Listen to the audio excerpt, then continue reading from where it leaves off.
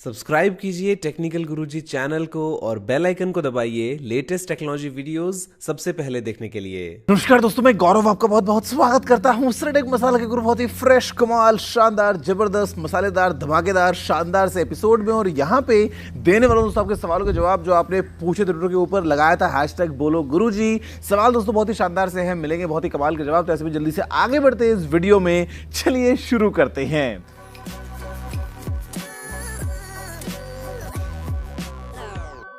दोस्तों यार, हर बार की तरह मेरी तरफ से माफ़ी अगर मैं आपके सवाल का जवाब ना दे पाऊँ, बिकॉज सवाल मैं कोशिश करता हूँ कि इतने ज़्यादा ना आए। मतलब ऐसे कोशिश क्या करता हूँ, मेरा तो मन करता है कि भैया और आते जाएं, लेकिन साथ साथ मजबूरी भी यही है कि यार मैं सभी का जवाब नहीं दे सकता हूँ।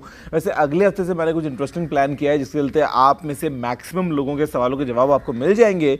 तो अभी के लिए खैर, अब अगर आपका जवाब मैं ना दे पाऊँ तो यार मेरी तरफ से सॉरी, लेकिन आप दोस्तों ने इस वीडियो को अभी का भी लाइक और शेयर कर दीजिए। हम बढ़ते हैं आगे और बात दोस्तों करते हैं पहले सवाल की। पूछा है व्रज पटेल ने, ये बोलते हैं कि फ्यूचर ऑफ इलेक्ट्रिक व्हीकल्स बहुत ब्राइट है मेरे भाई, बिकॉज फ्यूचर में हम देखेंगे ज़्यादातर जितने भी हैं चारों तरफ हमारे तरफ आसपास व्हीकल्स, वो सभी इलेक्ट्रिक व्हीकल्स ही होने वाले हैं। फिर बोलते हैं future mobile by TG brand name, और वो कैसा होगा। यार पता नहीं भैया टीजी ब्रांड नेम का फ़ोन होगा कि नहीं, लेकिन अगर होगा तो बहुत अच्छा होगा, इस बात पे आप पूरा भरोसा कर सकते हैं। कोई ऐड वैड नहीं आएंगे उसके अंदर, काफ़ी एकदम बढ़िया वाला फ़ोन होगा, पूरा फुल मतलब प्राइवेसी का भी ख्याल रखा जाएगा, और कीमत भी अच्छी होगी और स्पेक्स भी अच्छी होंगी और सब कुछ अच्छा होगा बेसिकली। फिर बोलते हैं गुरुजी आप कभी नाडियाड आए हो? नहीं भाई व्रज, मैं नाडियाड तो कभी नहीं आया, लेकिन अगर कभी आया तो आपसे ज़रूर मिलूंगा। अगला सवाल पूछा है यहाँ पे काशिफ जमाल ने, ये बोलते हैं गुरुजी स्मार्टफोन में जैसे फिजिकल फिंगरप्रिंट सेंसर खराब हो जाता है, तो क्या इन डिस्प्ले फिंगरप्रिंट सेंसर भी खराब हो सकता है क्या? काशिफ भाई देखो, जो भी चीज़ बनी है वो डेफिनेटली यार खराब हो सकती है। अभी ऐसे में इन डिस्प्ले फिंगरप्रिंट स्कैनर जो है वो मल्टीपल तरीकों से काम करना बंद कर दे, ऐसा हो सकता है। फॉर एग्जांपल अगर उस स्क्रीन के ऊपर आपने कुछ ज़्यादा स्क्रैचेस वगैरह वहाँ पे अगर नोटिस कर लिए हैं तो कई बार काम नहीं करता, या इसके अलावा मान लो फॉर एग्जांपल स्क्रीन टूट गई है तो काम नहीं करेगा, या हो सकता है अगर किसी और रीज़न से सेंसर फेल हो गया है तो काम नहीं करेगा, कोई सॉफ्टवेयर इशू है तो काम नहीं करेगा। तो मतलब मल्टीपल रीजन होते हैं किसी भी चीज़ के फेल होने के। तो ऐसे में इन डिस्प्ले फिंगरप्रिंट स्कैनर भी डेफिनेटली खराब हो सकता है टाइम के साथ। अगला सवाल पूछा है विकास ने, बोलते हैं कि गुरुजी आप वो entry done and give away entered comment मारने वाले लेजेंड्स को कौन सा संदेश देना चाहते हो? लव यू गुरुजी। मैं देना चाहता हूँ बाबा जी के ठुल्लू वाला संदेश कि भाई ये कमेंट करने से गिव अवे मिलेगा नहीं। कमेंट करके बिना बात अपना टाइम वेस्ट करते हो, मेरा टाइम वेस्ट करते हो, वीडियो में कमेंट सेक्शन को ख़राब करते हो, कोई सेंस बनता नहीं है।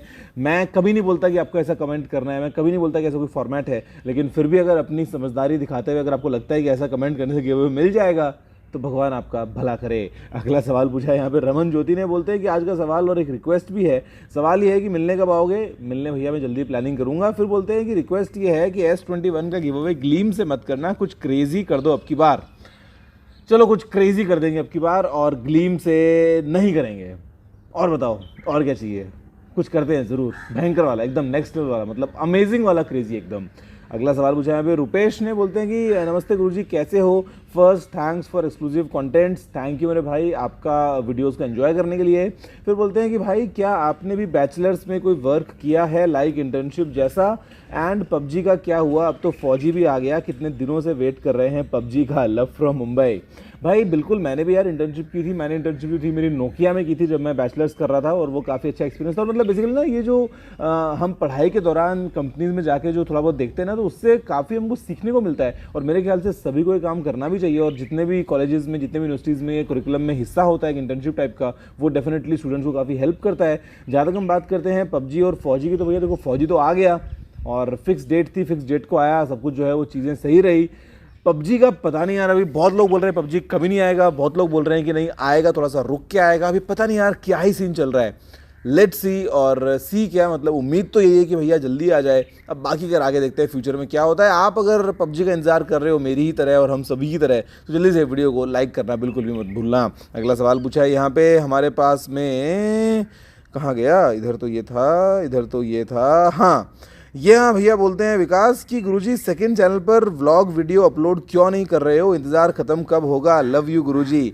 यार क्या बताएं भाई, टाइम ही नहीं मिल पा रहा है, मतलब टाइम क्या नहीं मिल पा रहा है, ऐसा कुछ सीन बन ही नहीं पा रहा है। बट हाँ, जल्दी ही व्लॉग्स मिलेंगे। और एक बार आप जानते ही हो, मिलेंगे तो फिर धमाकेदार नेक्स्ट लेवल मिलते हैं आपको व्लॉग्स, क्योंकि हमेशा जो अपने व्लॉग्स होते हैं ना वो कुछ ना कुछ स्पेसिफिक चीज़ को लेके होते हैं, कुछ यूनिक, कुछ स्पेशल, कुछ खास। तो ऐसा जल्दी मौका मिलेगा तो व्लॉग भी आपको मिल ही जाएगा।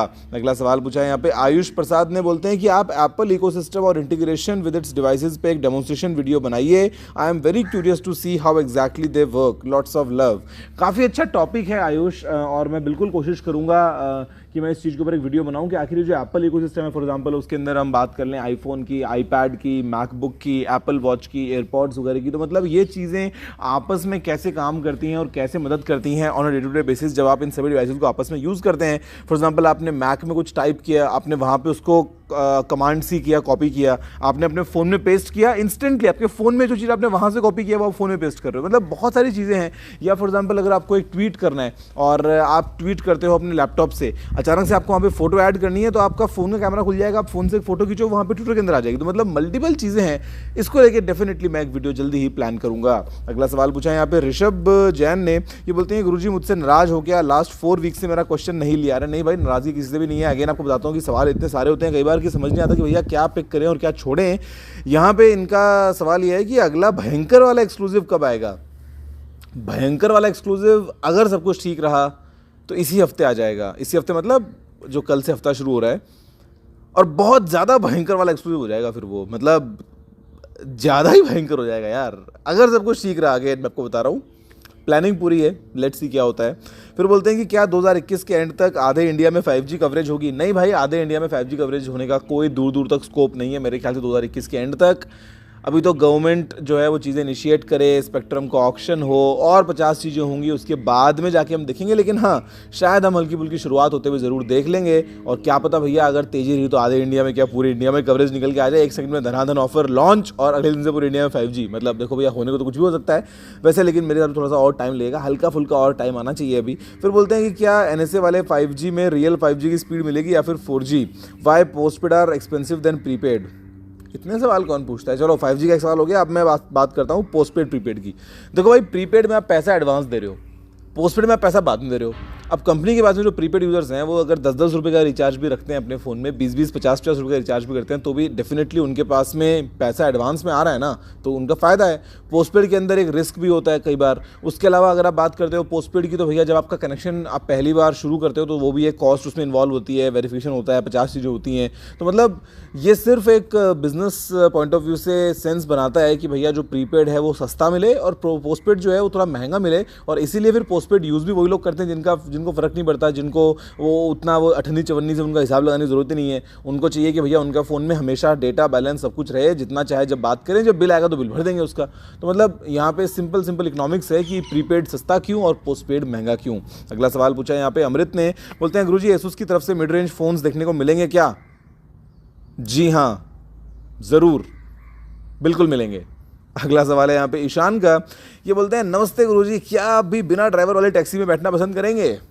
यार वैसे ना मैं ड्राइव करना पसंद करता हूँ, मेरे को ना गाड़ियों का बहुत शौक है और मतलब काफ़ी मज़ा आता है मेरे को ड्राइव करने में। लेकिन साइंस की खातिर, टेक्नोलॉजी की खातिर एक बार तो जान हथेली पे रख के, बेसिकली सीट पे रख के बैठ ही जाएंगे। अगला सवाल पूछा है मनीष ने, बोलते हैं कि गौरव भाई अगर आपको बजट का इशू है तो आप क्या पिक करोगे, ब्रांड वैल्यू या फिर top of specifications, please pick my question. मेरे को ये लगा कि आप लिख रहे हो बजट का इशू नहीं है तो आप क्या पिक करोगे। अगर इशू है तो मैं क्या पिक करूंगा, यार देखो डिपेंड करता है, बट मैं एकदम ऐसे स्पेक्स के पीछे नहीं भागूंगा। अगर स्पेक्स में थोड़ा बहुत कॉम्प्रोमाइज़ मेरे को करना पड़ रहा है तो मैं कर लूँगा, लेकिन मैं देखूंगा कि बेहतर ब्रांड कौन सा है, या फिर ब्रांड के साथ साथ वो ज़्यादा ट्रस्ट मेरे को कहाँ मिल रहा है। मतलब वो ब्रांड जहाँ पे मैं ट्रस्ट कर सकूँ अपने डेटा को लेके, अपनी प्राइवेसी को लेके, अपने फ़ोन में जो चीज़ें मैं स्टोर कर रहा हूँ उनको लेके, और जहाँ मेरे को ज़्यादा कॉन्फिडेंस लगेगा मैं उस तरफ जाऊँगा। स्पेक्स बेशक थोड़ी बहुत ऊपर नीचे होंगी तो मेरे को इतना ज़्यादा फर्क नहीं पड़ेगा, बिकॉज मेरे लिए मेरा डेटा से कीमती कुछ भी नहीं है। अगला सवाल पूछा है यहाँ पे उनीश ने, ये बोलते हैं कि भाई आप यूजुअली कितने आवर्स की स्लीप लेते हो। Love your work always, love from Ajmer and thanks for all exclusive content. Love you too मेरे भाई। जहाँ तक बात है नींद की, तो आज सुबह मेरी वॉच मेरे को नोटिफिकेशन आया था कि मैंने मतलब अभी इस महीने समझ लो आप पहली बार 8 घंटे से ज़्यादा की नींद ली है। कल रात को वॉच का नाम लिया, वॉच ही बोल रही है। कल रात को मैं सोया था 10:58 पे और सुबह में उठा हूँ 7:22 पे या 26 पे, ऐसा कुछ ये मेरी वॉच के हिसाब से हुआ है। और ये इस महीने में पहली बार हुआ है, वरना जो मेरी एवरेज स्लीप थी वो कुछ 5 घंटे के आसपास की थी। बीच में इस महीने में तो 5-6 दिन ऐसे हुए जहाँ पे सोने का मौका नहीं मिला, मतलब बस आधा घंटा सोया हूँ मैं।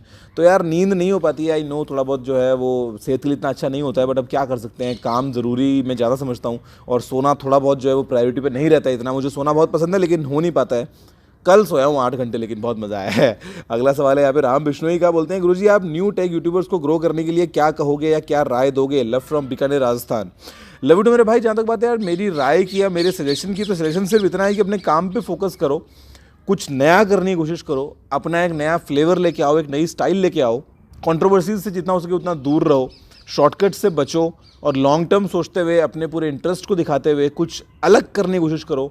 और अगर आप ये सब कुछ करोगे तो समय आपका साथ देगा और आज नहीं तो कल ग्रोथ आपको ज़रूर मिलेगी। अगला सवाल है यहाँ पे द सुमित का। सुमित बोलते हैं कि गौरव भाई अगर आपके पास में कोई इंडियन स्मार्टफोन कंपनी आती है आपको और इन्वेस्ट करने को ऑफर करती है तो क्या आप इन्वेस्टमेंट करेंगे?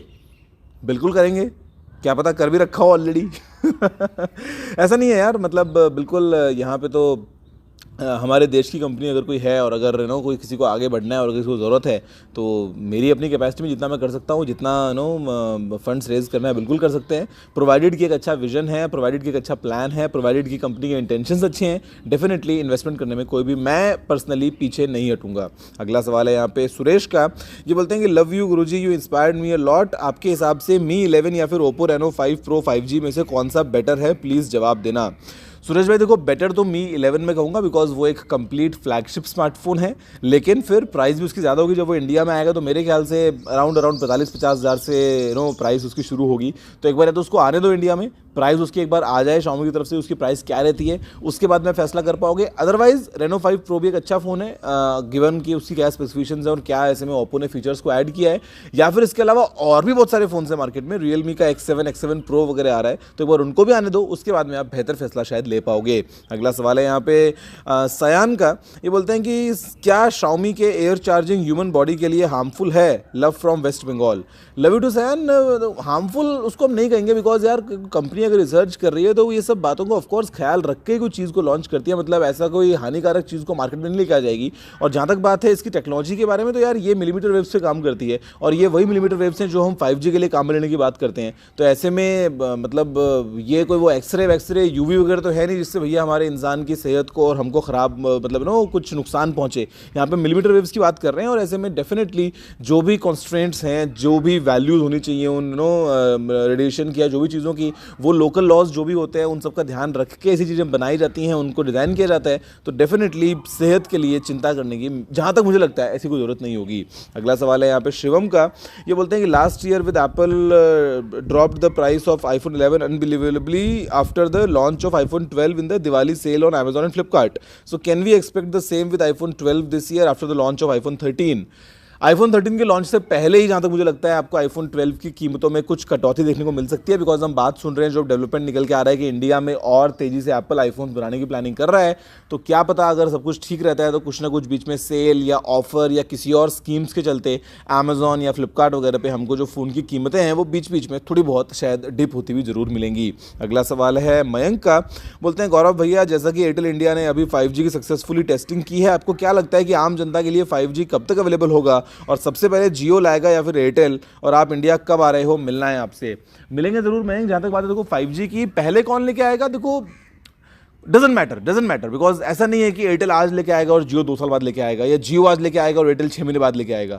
ये चीज़ें एकदम आगे पीछे होने वाली हैं। वो 2 दिन पहले कोई लेके आ जाएगा तो क्या ही फर्क पड़ता है, मतलब वो क्लेम करने को बोल सकते हैं कि फर्स्ट 5G चाहे वो जियो हो चाहे वो एयरटेल हो, but it hardly matters because at the end दोनों लेके आने वाले हैं और दोनों ऑलमोस्ट आगे पीछे लेके आएंगे। अब जहाँ तक बात है कि कब तक अवेलेबल होगा वो एक सवाल बनता है भाई, बिकॉज उसके लिए पहले खैर हमको बहुत सारी बातें गवर्नमेंट की तरफ से देखनी पड़ेंगी कि स्पेक्ट्रम क्या रहते हैं, क्या क्या और रेगुलेशंस निकल के आती हैं 5G को लेकर, बहुत सारी चीज़ें भी होने वाली हैं। तो एक बार वो क्लैरिटी मिले उसके बाद में आई थिंक इस साल के एंड तक हम हल्का फुल्का कहीं ना कहीं टेस्टिंग ट्रायल के नाम पे ही शायद थोड़ा बहुत तो 5G को देख ही पाएंगे। अगला सवाल पूछा है यहाँ पे जमशेद अंसारी ने, बोलते हैं गौरव भाई शादी कब कर रहे हो? निखिल भाई ने भी शादी कर ली है, आप भी कर लो। Thanks for exclusive content, love you भाई and all the best for future achievements. Thank you भाई, love you too and thanks lot for your wishes. जहाँ तक बात है शादी की, तो निखिल और शैनिस दोनों को ही मेरी तरफ से बहुत बहुत बधाई।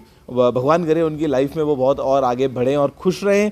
जहाँ तक बात है मैं शादी कब कर रहा हूँ, तो यार निखिल तो मुझसे बहुत बड़ा है, तो अभी निखिल ने करी है, उसके बाद में अभी तो और बहुत लोगों का नंबर आने वाला है। मेरा नंबर बहुत बाद में आएगा और क्या पता कभी ना आए, क्या पता क्या हो जाए, तो लेट्स सी आगे क्या होता है। अगला सवाल पूछा है यहाँ पे विनायक ने, ये बोलते हैं गौरव भाई लव योर वीडियोस। मैंने पहले भी आपसे क्वेश्चन पूछा, उम्मीद करता हूँ कि पिक हो जाए। मेरा क्वेश्चन ये है कि पेरेंट्स को गेमिंग के लिए कन्विंस कैसे करें और आप इतने कंसिस्टेंट कैसे रहते हो यार, लव यू टू विनायक। देखो पेरेंट्स को किसी भी चीज़ के लिए जब कन्विंस करने की बात आती है ना, और जो चीज़ थोड़ी सी हटके होती है भाई, जो मतलब इतना ट्रेडिशनल नहीं है, उसके बारे में अगर आपको कन्विंस करना है तो आपको जो कोर चीज़ें हैं ना उनमें बहुत अच्छा होना पड़ेगा। पहले नंबर 1 वहाँ पे आप वो चीज़ क्लियर करो, उससे आपका एक बैरियर क्लियर हो जाता है, ऐसा मुझे लगता है। उसके बाद में जिस चीज़ के बारे में आप कन्विंस करना चाहते हो उसमें भी अपना पूरा डेडिकेशन और इंटरेस्ट दिखाने की ज़रूरत है। सिर्फ for the sake of it के लिए नहीं कि मतलब बस ठीक है टाइम पास गेमिंग करनी है और पापा मान जाएंगे आपके, ऐसा नहीं है। अगर आपको गेमिंग करनी है तो उसमें जेन्युइनली आपका इंटरेस्ट दिखना चाहिए। आपके पेरेंट्स को पता चलना चाहिए कि हाँ इस चीज़ के लिए ये कितना ज़्यादा पैशनेट है, इस चीज़ को लेके कितना ज़्यादा सीरियस है, तो वो ज़रूर आपका सपोर्ट करेंगे। और ऐसे में यार कोई भी ऐसा पेरेंट नहीं होता है जो अपने बच्चों का भला ना चाहे। हो सकता है पता नहीं क्या ही चल रहा है आज तो इस घड़ी में, मतलब कोई भी ऐसा पेरेंट नहीं होता है यार, और वो हमेशा मतलब हो सकता है वो किसी चीज़ को समझ ना पाएँ आपके पॉइंट ऑफ व्यू से, वो एक बात अलग हो सकती है, लेकिन इसका मतलब ये नहीं है कि वो आपके अगेंस्ट है। तो कभी भी ये मत सोचो कि यार वो आपके अगेंस्ट हैं और आपको उनको लड़के हरा के आगे बढ़ना है।